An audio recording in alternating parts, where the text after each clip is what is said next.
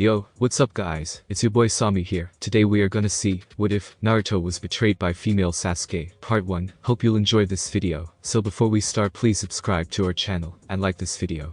So let's get into the video. Naruto Uzumaki rushed through the trees, desperately hoping that he would get to his friends soon. Sasuke Uchiha, his best friend, crush, rival, and many more things. She was currently on pace to travel towards Orochimaru, believing that he would help her gain power to kill Itachi. The young teenager was sure that Orochimaru would not truly help her.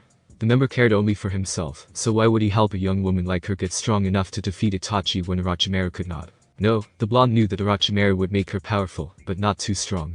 He would take over her body before she even got close to her brother. Naruto had to stop thinking, as he finally reached the Valley of the End. A truly amazing place, especially with the statues giving each other the bird. Naruto quickly sighted his target, and let loose a sigh of relief. Saw Sasuke Uchiha. Naruto shouted. He thought it was finally time to make her know. He had found Uzushiogakure, and he had found out who was to blame for the Uchiha massacre. It was time she knew the truth. He had no doubt that she would be skeptical, so he would use all the evidence he had. Apparently, his shout had surprised the transformed ninja. She turned around, not having activated the curse mark, much to his relief. How do you know my name? The girl asked, her lips twitching into a small scowl. Naruto put up his hands in a release seal, startling Satsuki, who instantly jumped back. She heard the teen yell aloud Kai. Before he blurred somewhere. She tried to frantically look around her, but was too late, as the young boy slapped a seal on her back before activating it. The older teenager was instantly paralyzed, and fell to her knees. For sheer force of will, she turned her head up, and growled at him. What the fuck did you do to me?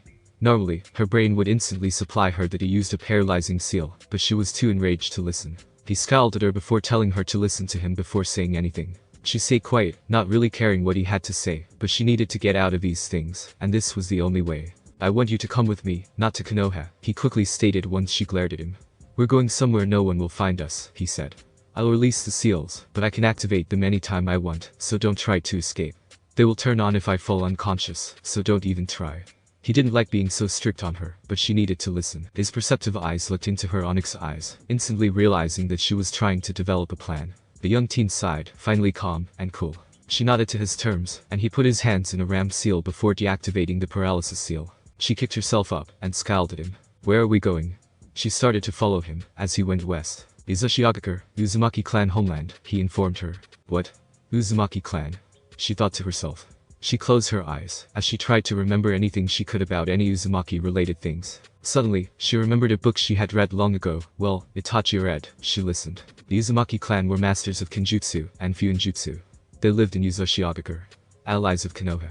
Destroyed during the Second Great Shinobi World War by, and she remembered, although she couldn't really recall the names. Their clan symbol was a spiral, usually red. Red hair from pinkish red to crimson blood. Mito Uzumaki married the first Hokage, and Kushina Uzumaki was a legend, rumored to be as strong, if not stronger, than the Yondaime. She shut her eyes, trying to think of any other information she could think back to, but the voice of Itachi in her head finally got to her, and she stopped. While the 13-year-old was thinking of the things her brother had read to her, Naruto found the dockmaster. He quickly paid what he needed to, and they both got on the boat. After a few hours, Naruto and his rival finally got to an area of water where there were whirlpools everywhere, ready to suck them in, and crush them like little bugs. How the fuck will we get past those? She asked aloud in amazement. She looked towards the blonde, but he just rolled his eyes at her before going through a few hand seals. Thank you, Mom, he said in his thoughts, as he remembered some letters his mother had left behind in case she died from childbirth. Yuzu Arts. Whirlpool release. He shouted. The whirlpools that had previously been large and dangerous shrunk down until calm crystal blue water was remaining. The two quickly hopped off the boat and started running towards the shore. When they finally stepped onto shore, Naruto looked around before deciding to go into a destroyed building. There, Naruto sat down on the floor, his friend following his example. Alright. What the hell do you want? Satsuki snarled at the teenager. He scowled at her and told her to listen and not interrupt. I'm your godbrother, by a technicality. Naruto glared, as she was about to protest, and fell silent under his glare. Your mom and I knew each other well, and Mikoto-san decided that my mom would be a good godmother, he finished. Satsuki finally nodded, accepting that at face value. After all, he had no reason to lie to her, and she couldn't see any signs of lying on his face or body. Now, I want you to shut up and listen to everything. Don't interrupt, okay? He asked. She nodded in consent, wondering what he was going to tell her that would be any more shocking or revealing. I was Itachi's student. A sigh was released from Naruto, as Sasuke took a sharp breath in, and began to glare at him, her beautiful onyx eyes instantly turning red at the mention of her brother. She registered the student part and began to charge at him, only to get paralyzed. Itachi killed her clan for a reason. He stopped, as her eyes became even more enraged. What reason could be important enough for her own loving, kind, and caring brother to kill almost everyone in his family, his clan? Almost as though he was reading her mind, he said, "War." She forgot her rage a little, and looked at him curiously. Why would war happen because of her clan? And how was a small war worth his family? The fourth great shinobi war, he continued. What? She asked in disbelief. What would cause that? She finally felt as though Itachi had a reason. Now that her mind was calmer, she began to quickly connect a few pieces. Itachi killed them to stop a world war. Something would cause Konoha to weaken. A civil war. What would cause that? How would my clan cause that? She thought. Naruto, seeing that she wasn't going to say anything, continued. You see, 13 years ago, remember? The Konoha higher-ups began to suspect it was the Uchiha who had attacked using the Kyuubi because of the history when Madara used him to attack the Shodaime Hokage. Also, there were no Uchiha present in the fight, nor were any injured, so they were suspected. Naruto took a deep breath and continued. This mistrust and isolation from the rest of the village created feelings of ill will amongst the Uchiha, and ultimately rekindled the hatred harbored towards the Senju-influenced government. As such, the Uchiha led by Fugaku Uchiha, your father, began planning a coup d'etat to overthrow the Konoha leadership. In preparation for the coup, the Uchiha started inserting its member within Konoha's command structure to act as spies. Itachi Uchiha was placed in the Anbu, the direct arm of the Hokage. However, Itachi did not agree with the Uchiha's plans, believing the coup would only escalate into another shinobi world war. As such, he turned double agent, providing Konoha with information on the Uchiha's plan. The third Hokage and his advisors quickly realized that they were already too fallen to convince otherwise, but Shisui Uchiha still tried, using the ultimate Kodamatsukami, a move from his Mangekyo Sharingan, to force the Uchiha elders otherwise. Danzo thought this was a waste, as they were still going to kill the Uchiha, and took Shisui's right eye for himself, before Shisui had a chance to use it. Having failed, and fearful that Danzo would take his other eye too, Shisui entrusted his left eye to Itachi before committing suicide. After finding his body, the Uchiha believed Shisui had, in fact, been murdered by Itachi, and the suicide was staged, and, as such, no longer trusted. He still wanted to find a non-violent solution. Shisui's death convinced Itachi that events could no longer be stopped. Naruto didn't mention that Itachi had given him the eye, and no one knew that. Itachi started to dislike the clan, and became critical about it. The elders, and that bastard Hiruzen spat out Hiruzen like it killed him to say the name, surprising the girl, as they always showed a good relationship, like a grandfather and grandson. Decided to take advantage of Itachi's feelings, and told him to eliminate the Uchiha. Itachi agreed, having been a pacifist, and not wanting more bloodshed. They explained the two possible outcomes. The Uchiha could be allowed to carry out their coup, an act that would ultimately lead to the entire clan's extermination, including Itachi and his younger sister, Sasuke Uchiha. Alternatively, Itachi could assassinate the Uchiha before the coup took place, and in exchange would be allowed to spare your life. Itachi opted to save you over the entire clan. He also asked me to help and protect you throughout the time. He had trained me before so that I could protect you. He told me to be the dead last, so I could be on the same team as you. Knowing Sasuke, that Itachi chose the village over his entire clan, over his mother who had raised him since he was born, but he placed 2 leagues above the village itself. If the Uchiha were to do their coup, what would happen? The fight in Konoha would weaken the village, since many shinobi, both Uchiha and non-Uchiha would die, weakening the village. When that happens, others will cause the next great shinobi war. The young teenager took a deep breath before he heard sniffles. He looked forward, only to see Satsuki Uchiha, the cold princess, crying. He couldn't imagine this scene ever happening, but he wasn't going to tease her. After all, he too had cried when all this had been explained to him by Itachi. Naruto didn't want to mention the man who had helped Itachi, as he didn't know the full info, and he didn't want to be wrong about anything, especially since Itachi told him nothing, but that he was an Uchiha. Naruto stepped forward, and wrapped his arms around his crush, comforting her with soft reassurances. The Uchiha heir stiffened at the contact at first, but eventually relaxed in his arms for the next hour. Eventually, she calmed down, and her thoughts started racing, her heart desiring revenge, but it was no longer directed towards her precious brother, but at the people of Konoha. Those lying, hypocritical, motherfucking bastards. She thought to herself, finally letting herself go. Wait, why does Naruto hate them? She asked this question alone, and shivered at his dark gaze. His glasses were a little scary, but that darkened stare, filled with hatred that glowed slightly a crimson blood-red color. Well, for a couple reasons. 1. The Sandaime, the hypocritical motherfucker I trusted for some reason, ordered the Konoha shinobi to not help the Uzumaki when Iwa, Kiri, and Kumo attacked them, and they obeyed without hesitation, not caring that their sister village was being destroyed. And why? Because we were so fucking good with Fuinjutsu and Kenjutsu. He shouted. 2. The entire village hated me, and always treated me like the plague. To them, I was worthless, a demon in human skin. They tried to kill me as much as they could. Beat me when they wanted. Thankfully, Inu Kakashi was there to help me out a lot. No one besides your brother and Kakashi as Anbu helped me.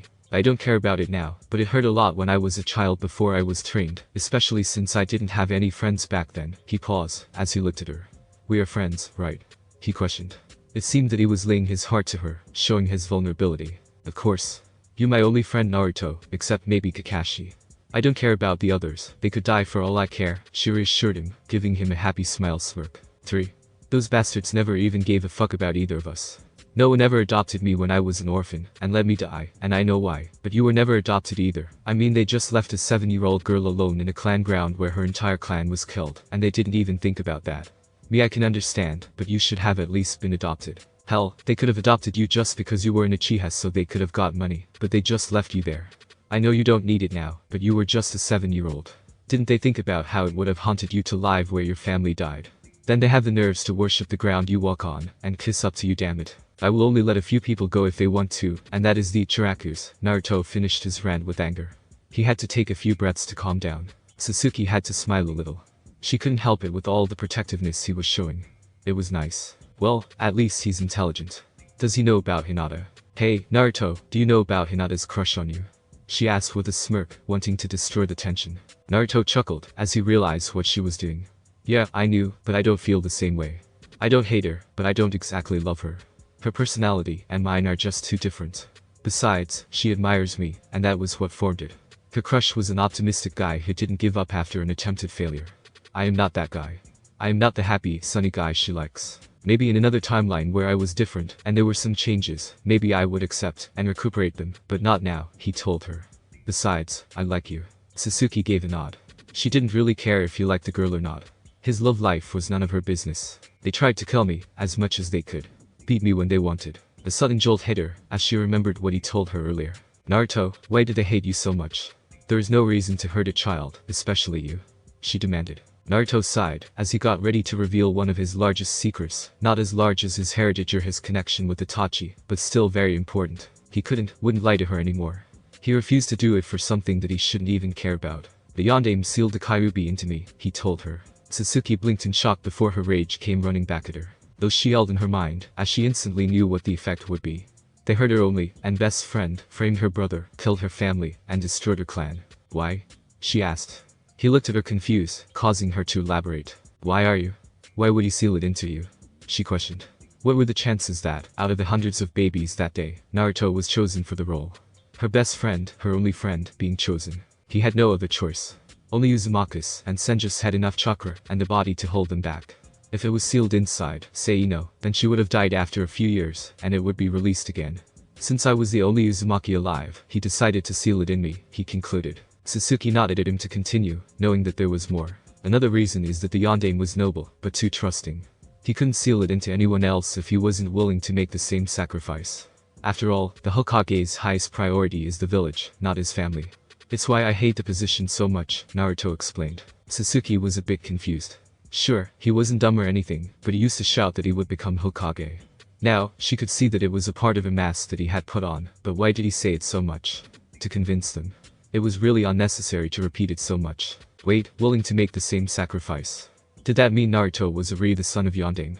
Of course. The Yondaime would probably never sacrifice a baby, at least not without very important reasons. If he considered trying to use another, that would be selfish of him, as he was trying to save his own child.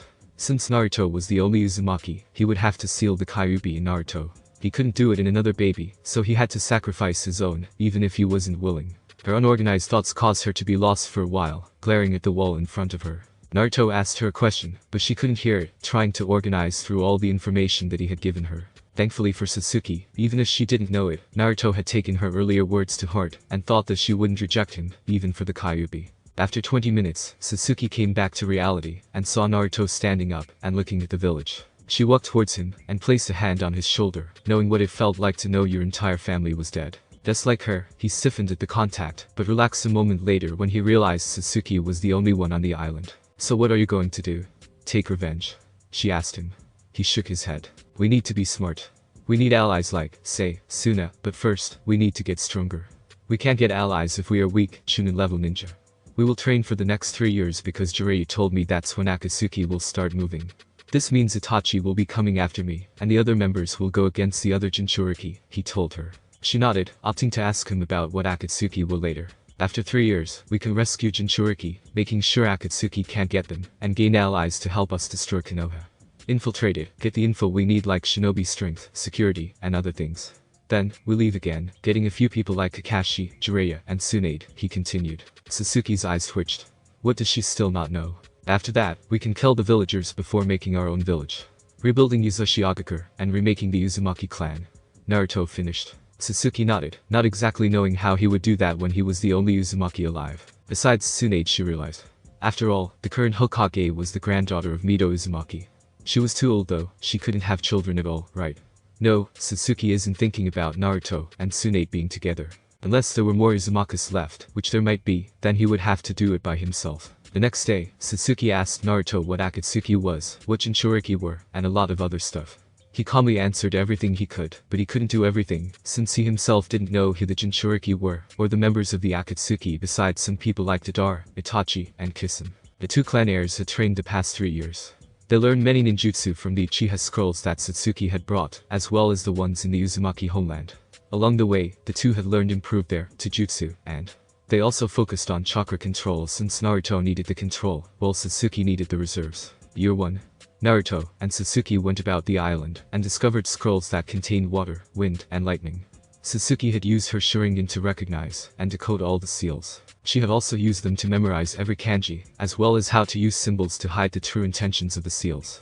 Her progress was amazing, able to get up to level 2 on the Uzumaki scale, which was nearly on par with Jiraiya. Naruto, on the other hand, blazed through the seals, and did it as easy as breathing. Able to decode every seal. Sasuke's progress was amazing, but Naruto completely surpassed her. He could get up to level 5 out of 20. This level had never been reached by another non-Uzumaki. To be able to create and master the Hiraishin, you had to be level 3.5. Naruto had recreated his father's technique, and was also able to figure out a way to improve it a bit. They worked very similarly to the reverse summoning. The kunai mark had the seal to alert the person to where it was, as well as the methods to get there. The kunai itself contained the user's chakra. The seal alerted the user where it was, and another part of the seal reverse summoned them to the kunai. What his father hadn't thought of was that he didn't need the kunai or seal to teleport near where he was. If you had spread your chakra throughout, it wouldn't be very far, but if you mixed your killer intent, which had higher range, with a bit of your chakra, you could teleport to where you needed in the range. It also had a beneficial side effect of your opponent's freeze, if the kai was high enough. It also used very little chakra since it was already there. I don't know if that is exactly how it works, but hey, it is fiction for a reason. When they had gotten good enough in, they had drawn a resistance seal on themselves using shadow clones. Naruto had suggested this when Sasuke asked him to draw one on her stomach. He had never been a darker shade of red. Of course, they later improved it, so that it slowly increased its level, so that it always felt 2x harder to move than it did before. Sasuke so far had gotten to level 12 100s, while, when they had gotten good enough in, they had drawn a resistance seal on themselves using shadow clones. Naruto had suggested this when Sasuke asked him to draw one on her stomach. He had never been a darker shade of red. Of course, they later improved it, so that it slowly increased its level, so that it always felt 2x harder to move than it did before. Sasuke so far had gotten to level 12 100s, while Naruto had reached 11 100s. Next was Sasuke had brought her mother's sword, Karasu, a 44-inch katana made of chakra-conducting metal. The young Uchiha had also brought her mother's scrolls, as well. Mikoto called her style Rejeki, which used quick jabs, slashes, and cuts, while infusing the sword with her lightning affinity. This always literally shocked everyone when it hit. The technique let Mikoto channel her lightning affinity chakra, which then went inside a person's body. The previous Uchiha matriarch also let a bit of her regular chakra flow in then, when it was all over the body, turned it into dangerous electricity which killed the person. Sasuke was able to improve it to let her use fire, as well, which her mother didn't have. Now, when the sword hit, it also burned them. She could also focus her fire chakra into the sword, then fire a condensed ball of fire at her opponents. Naruto had also brought his mother's sword, Beniham. However, he didn't have his style, so he looked around on some of the few buildings he had explored. Flashback. Naruto had just finished looking through the second building, and came across the third building. It was a brownstone building with large swirls that were carved in. The building itself was 2 stories tall, and very decayed. Most of the stone had fallen apart on the top right, and left corners in the front. Damn it, Sasuke already has a style, and is ahead of me. I need to find his style so I can train in it. The blonde thought. The shinobi entered the door, and looked around. When he looked towards the left he saw a door with some writing on it. He went to the door and read the script. Hello, my fellow Uzumaki brethren, I am the 23rd clan head of the Uzumaki clan. Inside of this door are 2 scrolls for the Uzumaki Kenjutsu style. There is an offensive and a defensive. Pick whichever you want and study it hard.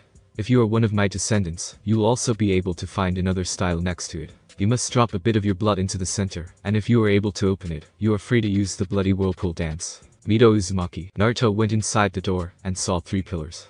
The first 2 had a scroll on it, while the third one was blank except the spiral. The soon-to-be 14-year-old went to the third pillar. He bit his thumb and quickly pressed it in the spiral before he healed it. The spiral slowly opened, and a scroll took its place. Naruto grabbed the white scroll and opened it up. At the top was the title Bloody Whirlpool Dance. How perfectly, the blonde ninja smirked. Flashback end. After he had received that scroll, he used 200 shadow clones to memorize all 200 katas, and made it muscle memory. He also used his shadow clones in the style, as well. The jutsu was where they had to improve or make their own styles. Sasuke used the interceptor fist. It used the Sharingan to predict the movement of the opponent. Because of this, they could easily hit where the opponent was going to go. There were a few openings in this style, but that was easily covered by the Sharingan. Sasuke herself decided to add her fire affinity to the Uchiha Taijutsu style. Surrounding her limbs with her fire chakra, she used the fire to blast hot white flames at the opponent. Of course, she didn't just shoot fireballs, she used them to cook her opponents. Naruto used Uzumaki-ken, the swirling wind fist, previously known as swirling fist. It was a mixture between defensive and offensive styles. When you wanted to, you could defend or attack. Naruto, of course, added the element of wind to it. He covered his hands in wind chakra and turned them into wind claws. Using the claws as blades, he could cut the skin of the person. Both used the resistance seal to upgrade their strength and speed. They had to take it off once a week so that their speed didn't blind them. It also helped them speed up their reflexes. By the end of the year both had gotten up to level 33 100s. Sasuke was a little faster than the blonde. This blonde was a bit stronger than Sasuke. Sasuke had realized that they both needed to increase their senses if they wanted to sense approaching attacks. The black-haired teen had decided to slowly channel chakra into their senses. Every day, they increased the amount until they could hear anything within 200 meters, see 300 meters, and smell anything in a 20-meter radius. To sense someone further, Naruto always sends a pulse of chakra around them. If anything disturbed the pulse, it would be sensed by Naruto. Of course, he made it so only ninjas could disturb it. The only drawback was that, if there was a sensor in the path, they would sense it, and find them too. Naruto had realized that he was pathetic at chakra control. He needed to be able to control his reserves, so he thought of creating new control exercises that combined other ones.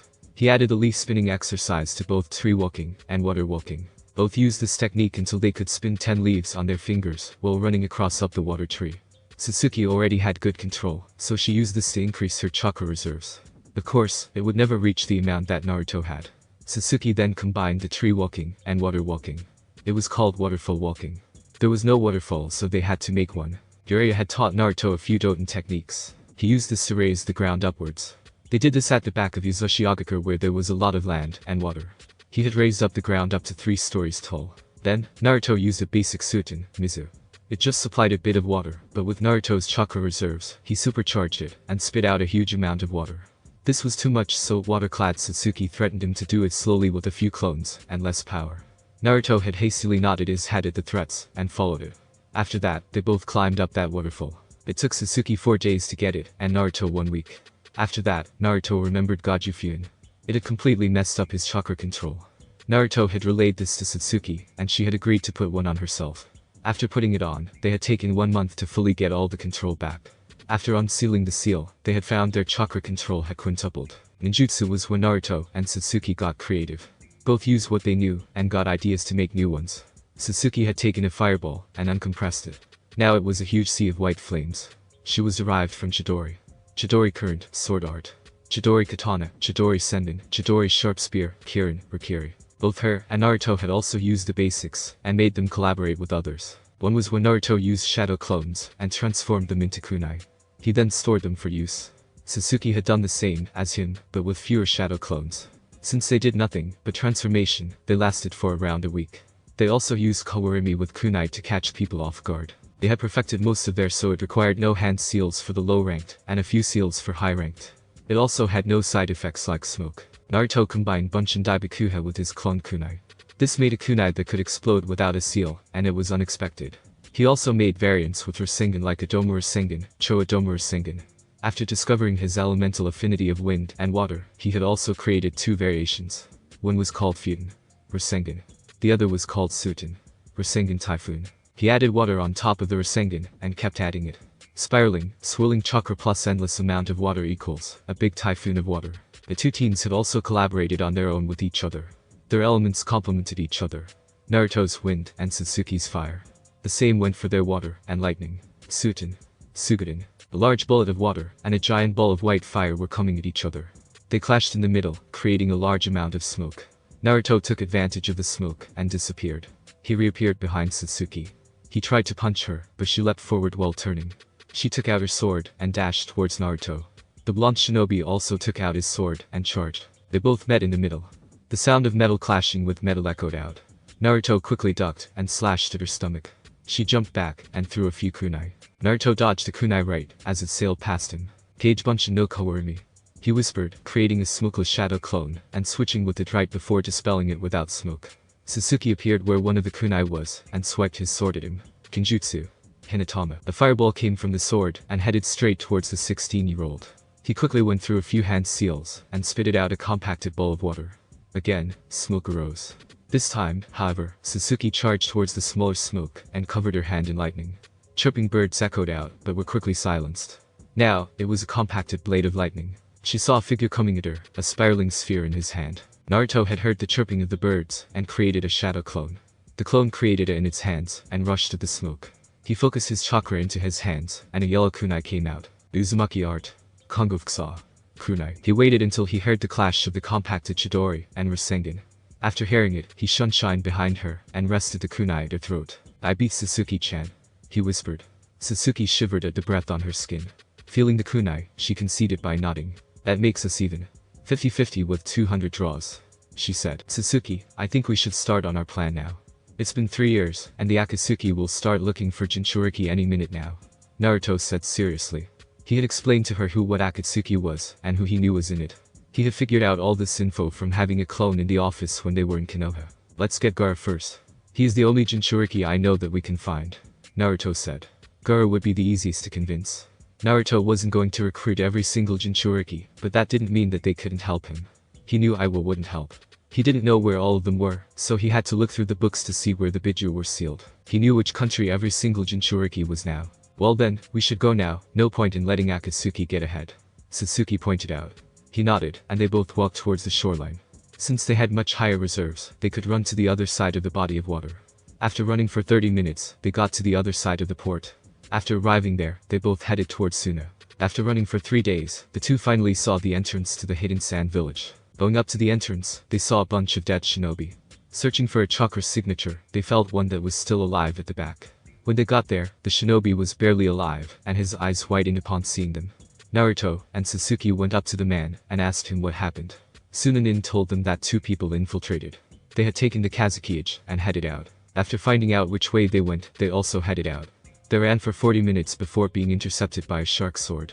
In front of them appeared an Akatsuki member. His name was Kisame Hashigami. He had a distinctive shark-like appearance, complete with blue-gray skin. He has small round white eyes, 3 sets of curved facial markings under his eyes, gills on his shoulders, and sharp triangular teeth. He had on the Akatsuki's black cloak with red clouds. He also had on a brown sash that went from his right shoulder to left hip. He had his Samehada in his hands. Kiss him, shouted Naruto. The 16-year-old ran at the shark man with the Rasengan in his hand. Suten, the Kusui Shima. The Akatsuki members attacked. Naruto saw the water coming at him and jumped up. He put his Rasengan in front of him and started swirling the water like a whirlpool. It sucked in Kisame, and he was now in the middle. Naruto increased the rotation of and the water started to form into a hurricane. He threw the now Rasengan. Hurricane. At that time, Sasuke put her hands on the hurricane and said Raiden. Jibashi. The electric hurricane went straight towards the shark-like man. He jumped to dodge, but his opponents got behind him and drew their swords. The man blocked it with his own Samehada. They engaged in a clash of swords and slashed and shredded each other. After a few minutes of clashing blades, they finally separated. Naruto and Sasuke had a few cuts on their clothes and body. Kisame had his cloak cut around with blood flowing out of a few cuts. Naruto sent a small amount of color intent in the air and mixed it with his chakra. He then disappeared in a crimson flash. He reappeared right above Kisame with a Doma Rasengan. He thrusted the attack right on his opponent's back. The missing nin was sent spiraling forward. Sasuke appeared in front of the legendary swordsman and jabbed her lightning-covered fist through his stomach. Chidori, Kisame started to bleed through the wound. Suddenly, he started to shift until a complete white figure with green hair replaced him. Naruto and Sasuke then ran off in the same direction they were going before. When they got near, like 1 minute away, the entrance, they both sensed a few shinobi going the same way, and the place they were in. They recognized one of the chakra signatures as Kakashi. Sasuke's eyes turned into slits, and she jumped to the side to intercept them, but Naruto stopped her. Sasuke, I know you hate them, but this is not the time for this. We need to get to Gar. We'll destroy them another time. Naruto told her. She nodded, begrudgingly. They kept running forward until they reached a cave that was enclosed by a boulder. There was a seal in the middle of it. Naruto quickly figured out what it was, and sent a team of clones to shut down the other seals. Then, they both hinged so they looked different. They both now had red hair. A few moments later, 4 other people appeared next to them. One was Kakashi Haddock, another was Sakura Haruno, then Hinata Hyuga, and a woman they hadn't met. Who are you? Questioned the copy nin. We are bounty hunter nins. A price has been placed on Dadara the Mat Bomber. We want to get his bounty, and this was the last place he was seen. Sasuke explained quickly, hiding her hatred for them. Since Dadara was a missing nin, he had a bounty in Iwa. They might need the money for later times, so it was a good excuse. Kakashi nodded and said, well, that's acceptable. You can battle him and take his bounty, but we need the Kazekage. Looked at the boulder and continued, first, we need to take these seals off. Don't worry, I sent clones to take the others off at the same time. I sent 602 for each, and one can dispel when they are ready. Naruto replied. His clones dispelled right then, and he quickly tore off the seal along with the other 3. Then the Banshee, pink-haired nin destroyed the boulder. So Tsunade also taught the girl Sakura her strength technique Ha. Taught Chio, Naruto, and Sasuke at the same time. They all entered the cave to see a lifeless-looking Gar, and 2 other people. One was Dadara. He wore their signature cloak, navy blue pants with matching shinobi sandals, and an Akatsuki ring on his right index finger, which bore the kanji for blue or green, and was teal in color. He also wore black nail polish on his fingers and toes. There was another man next to Dadara. You already know what Sasori looks like. Imagine Leaf and Chio versus Sasori, as the same as canon, but with shadow clone Chios, and more puppet humans for her. They faced each other, and separated the Akatsuki members from each other. Naruto and Sasuke chased after Dadara while leaving the others to beat the other one. Dadara created a clay bird, and rode on it into the sky. He sent a bunch of clay, and used his explosion Genkai to make them explode. This was useless on Satsuki, who covered her body in lightning, and made them duds. Naruto sent a bit of his Kai chakra at him, then Hiraishin behind him. He drilled the other blonde with the Rasengan. He fell to the ground, and Sasuke easily shredded him to pieces with her lightning-infused sword. When he was finally shredded, the giant clay bird, along with himself, exploded. Sasuke recorded this with her Sharingan. After their battle, the 2 best friends went back to the other battle. When they arrived, they saw a red-haired man that was slowly dying. They got close to him, and he told them some information. I have a spy within Orochimaru's ranks. He was supposed to meet me at Tenchi Bridge in 10 days. It might help you guys. After getting the information, all the shinobi looked at the dead body of the Kazekage. He was dead, and they had no way to revive him. Well, all but Chio that is. I can revive Gar, but it will cost me my life force. Chio said. She really wanted to revive Gar. She was going to die soon, and it would be for the better if Gar didn't die. She needed to pay for the mistakes of the past after all. The Konoha shinobi nodded solemnly. They didn't like any of their comrades dying. They cared a lot about them. Naruto and Sasuke didn't exactly care. She wasn't someone they knew or cared about. She was a stranger to them after all. And Sakura and Hinata took Gar, and all of them started going back to the village. When they arrived near it, they laid Gar in a grassy field, and Chio hovered over him. She went through the hand signs for her revival technique. Kishin Tensei, she shouted. Her hands were covered in chakra, and placed over the previous Shinchuriki chest. The old woman's life force began to fade away while the Kazukige's was restored. The redhead's eyes began to slowly open. He looked all around him, and then saw all the people in front of him. His eyes widened in surprise and confusion. He was confused on who his fellow redheads were. He had never met them in his life. He was surprised to see the Konoha shinobi there, and Chio dead. Where am I? He asked, his voice mixed with confusion and surprise. Dadara versus Naruto and Satsuki place. All the pieces of Dadara slowly started to turn into white skin. A distortion appeared, and 2 figures appeared. Well, it appears that Dadara will need to get a new partner. One figure said. It appears so. The other figure said, I will fill that role, it seems. Where am I? Gar asked, his voice mixed with confusion and surprise. Why wouldn't he be? He just had a Biju extracted out of him, and died. He then saw Chio lying dead, and his eyes widened in realization. Did Chio use her reincarnation jutsu? He asked. He saw them nod, and asked himself why did she revive me? I am not that very important to anyone in the village. He was cut off by a shout of Kazuki-sama. He looked towards the direction of the voice, and widened his eyes upon seeing all the shinobi of Sunagakur. Did they come to see me? He thought. All the ninjas started celebrating upon seeing Gar, who was still in shock from seeing them. After all the shinobi went to Chiyo's funeral, the Konoha shinobi left to go back to their village. Naruto and Sasuke asked to meet Gar in private. He allowed this, and made them follow him into the Kazukichi Tower. After getting to the previous Shukaku Jinchuriki's office, he sat down in his chair, and asked them, "What did you want to talk to me about?" The red hat felt them channel their chakra, and got his sand ready. What he saw stunned him. In front of him were Naruto and Sasuke. Naruto wore dark red cargo pants. He had on a dark blue shirt. Sasuke had on dark black shinobi pants with grey long sleeved shirt. Then Naruto. As Sasuke, he was interrupted by another poof from Sasuke. In the poof, a feminine Sasuke appeared. "Who are you?" he asked, confused. A woman just appeared in front of him, replacing where Sasuke Uchiha was. "My name is Satsuki Uchiha." Sasuke Uchiha was a persona developed because of the Jinjutsu that protected me from Kra. She stoically explained. Gaara was shocked as hell. Sasuke Uchiha was a female, what the hell? He compassed himself, after all he was the Kazuki-age, and asked, "Alright, Naruto, Satsuki, what are you two doing here? I heard that you had left for Orochimaru, and that you had taken Naruto with you." That's a bullshit story made up by Konoha. They assumed that Satsuki captured me, and left. I wanted to leave that village, and since I cared too much about Satsuki, I went to find her, then took her with me, said Naruto in anger. "Gaara, don't tell anyone that we are to the Togakure," he then requested. The Kazuki-age nodded to his first and best friend's request. "Okay Naruto, but only because you are my best friend. Now tell me where you two were, if not at Orochimaru's village," he asked curiously. Where were they during the 3 years? Why does palpably dislike Konoha? These questions were rushing through his head. "We were training at my clan's homeland, Uzushiogakure." Naruto responded to the question. Gaara was shocked. His village had attacked the village, and had obliterated it with Kumo and Kiri. Another reason he was shocked at this was because his best friend was an actual Uzumaki. The goddamn Kazuki nodded his head, gesturing to them to continue. "I want to destroy it for a couple of reasons. One is that they stabbed Yuzu in the back, and let the other nations invade the Uzumakis. 2. They treated me like trash, and would never help me no matter what. They always beat me, and tried to assassinate me. 3. Is for just who they are.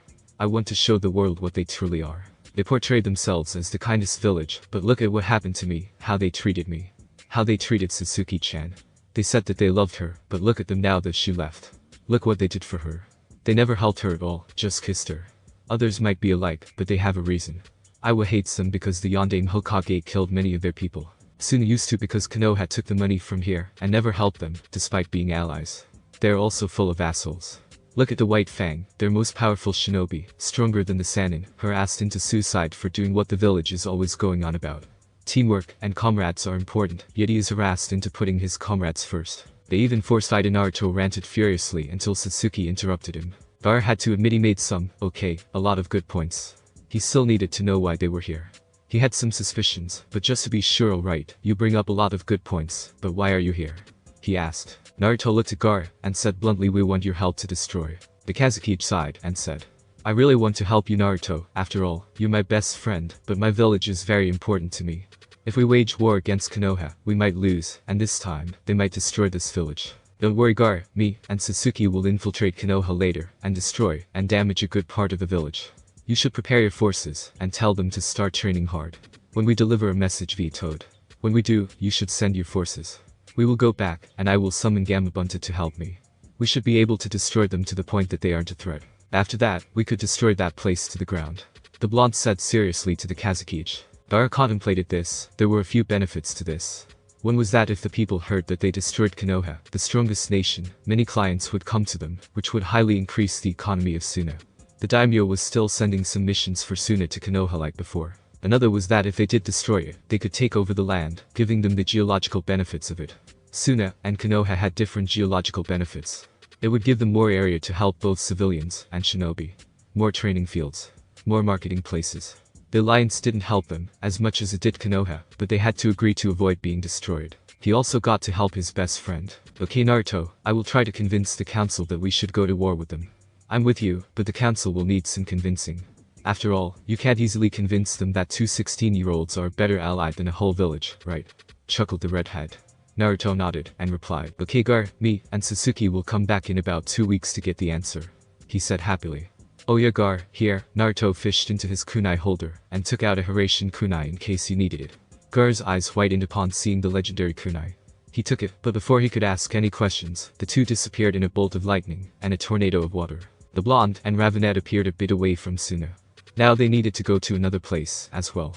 Orochimaru's place. It was a good thing that Naruto had left a Hiraishin kunai hidden in the land of hot springs during one of the rests they had when coming to Suna. Naruto grabbed Satsuki by her midriff and pulled her closer, which caused a small tint of pink on her cheeks, and teleported them to the nation of hot springs. After landing safely near the border of fire, hot springs, and Odo, they quickly hurried towards the hidden sound village. Satsuki knew precisely where it was, having gotten a map for it 3 years ago. They hid behind the rocks around the village that was erected by Orochimaru during the 3 years from a small base to a town-sized village.